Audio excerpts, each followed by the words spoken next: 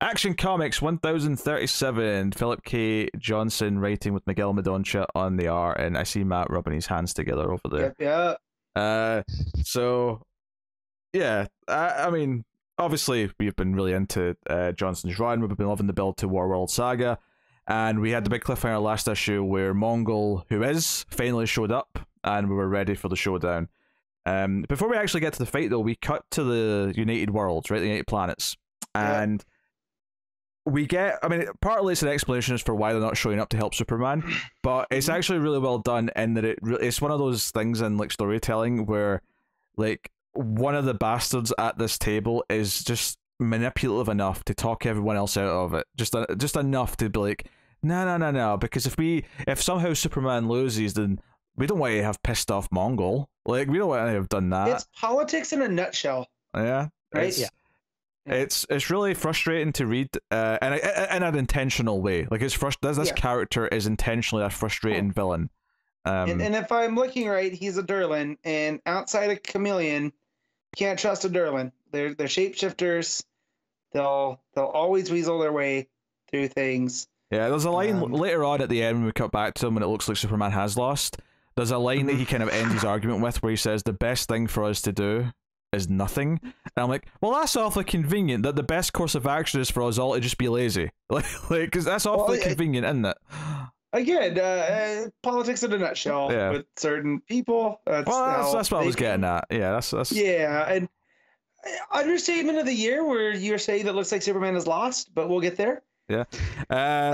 Well, we've not got to it yet, so I'm building up to it, right? I have a little bit of a dramatic flair in how I discuss the books, and that I like to go through them in order and not just say what the ending was. I understand, but just that sentence for the people that have read this and know, I couldn't let that hang there. Just because I've missed the last couple of issues of Action. Yeah. Where are you two guys landing on the Superman with the grey temples and around the back? How are you feeling about that?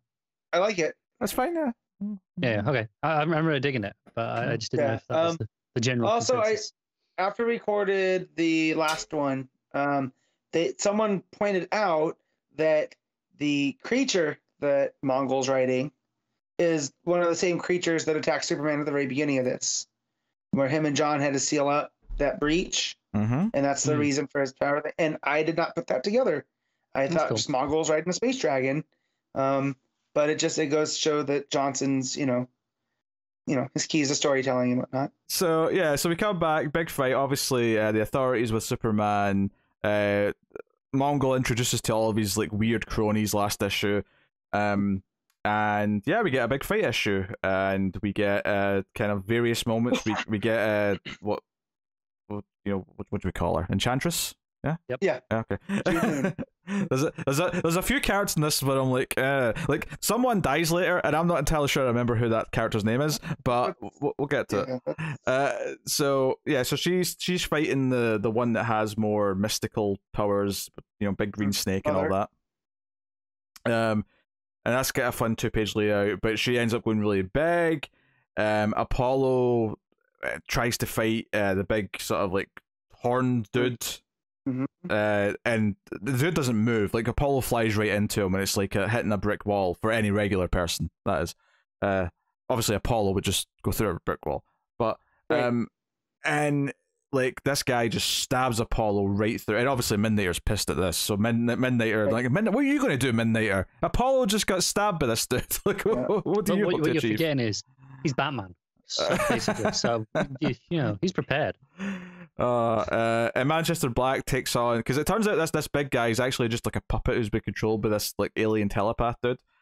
Weird looking dude. Yeah, and Manchester Black comes over to confront him, but this guy's got a lot of defenses to stop telepaths from getting into him, and he's got his mystical little pyramid that's giving him all his power. And and if you ever forgot that Manchester Black was used because they weren't allowed to use Constantine, this will remind you that he's basically Constantine.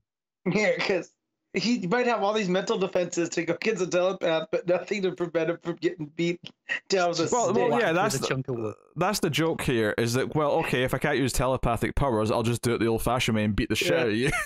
I love it. It's the most I've ever loved Manchester Black, is in this moment where he's like, all right, guess it's time to use the stick. This is him being very Constantine as well, where They are relatively interchangeable depending on the writer, and that's a terrible thing. Which is why I relatively don't really care about them in the show. Yeah, it's basically telepathy versus magic, right? But either way, the core character is very similar. Yeah, if this was Constantine and they were like, "Oh, we negated all your magic," he would pick up a rock. Yeah, just wait until we have Constantine and we have Manchester Black with Willoughby and like a trio team book someday. Yeah. That's the dream. Yeah. Three miserable pricks save the world. So there's a book written just for me. So Superman, of course, is fighting Mongol. Debated and Mongol, like, I mean, this is the thing. Like, the dialogue here is what's more interesting in the fight itself, which is like, I really like this moment where Mongol says, "Listen, like, all these people you say you're going to save are all chanting my name. You're here to save them, and they're chanting. No one asked for you to save them." And Superman says, "One did." And I really like that. That was like a moment. That, you know, that's one of those like that was kind of chills. I got chills a little bit. You know, all it took was one, and that's it. So really nice. The really big monster that some of them are fighting, who's carrying the baby in the jar. Oh, so creepy. I want more of the baby.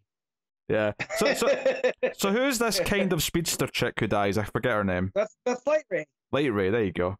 That didn't my guess. I mean, I didn't just take the guess, but I didn't want it to sound stupid if it was wrong. So. Well, no, but she's based off of the Flash from Tangent Comics. So, you know, but I like that they switched the name to Light Ray because it's more of a, you know, can't use the Flash.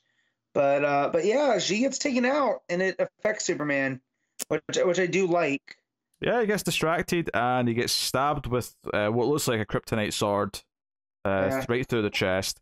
But this is after that Mongol he's monologuing, Mongol who is that, you know, his father had, you know, the war world was operated by different engines and it would, you know, use the planets that it conquered as fuel, but he's made some changes and that basically war world is being powered by the radiation that is equal to a red sun. Well, I don't know if it's I read it more as that just the effects. The byproduct is radiation that's like a red sun. Not so much they're using red suns to power.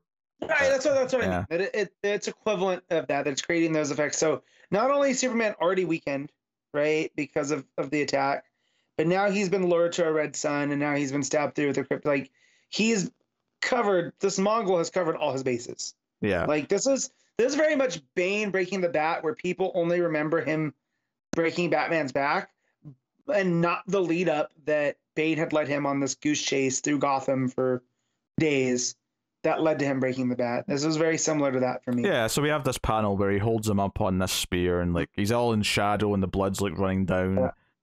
Super dark. It's like, oh, it really feels like a death of Superman still. And we know he's not dead because we know he's not going to be dead, but like you could have told me this was a death scene and I would have believed you. I mean, I yelled holy shit as I was reading it.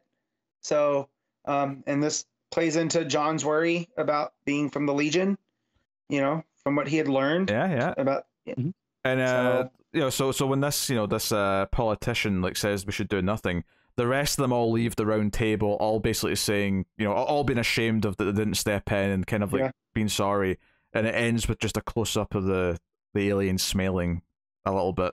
That, you know, just a thin little smirk. Yeah, he got his way. You know, he achieved what he wanted to that day. So now this is the same guy that in the last issue was upset when he was brought up about the Thelosians, right? Yeah, I think so. Yeah. Okay. Yeah. Yeah. So there's more going on with this dude. Yeah. So. Yeah, I don't know his name yet, so I keep just saying that dude, that alien. But yeah, we know who we're talking about. Yeah. Really solid. I mean, it was a very quick read because it was mostly action, but you had these bookends with the political stuff to kind of give it some context in the greater universe. And the idea that Superman's kind of been abandoned by the system that he helped set up. Like, he helped set up the United Planets, and now they're a bunch of bastards who don't come and help him. Is very frustrating. So it has this tragic sense to it because you know from the start that he's going to fail just now, because to get War Saga and the hints that we've seen of it, whether he's in chains, like he has to lose here. It is. It's so fascinating to me as well that Batman has just wrapped up diverting away from the future state stuff that we saw, right? Yeah, it's kind of, all right, that's changed that trajectory. We're not going to head towards that anymore. Where as this stuff in action, Superman it's only just getting started on that path. Mm-hmm. Yeah, I think it's because, like, unlike Future State, which was for Batman, which was like, oh no, this is a possible future that's decades in the future after all this stuff happens in the near future. Because like this was like the Magistrate's been in power for decades by the time we see all this shit in Future State. Whereas here in Superman, it felt a lot more imminent.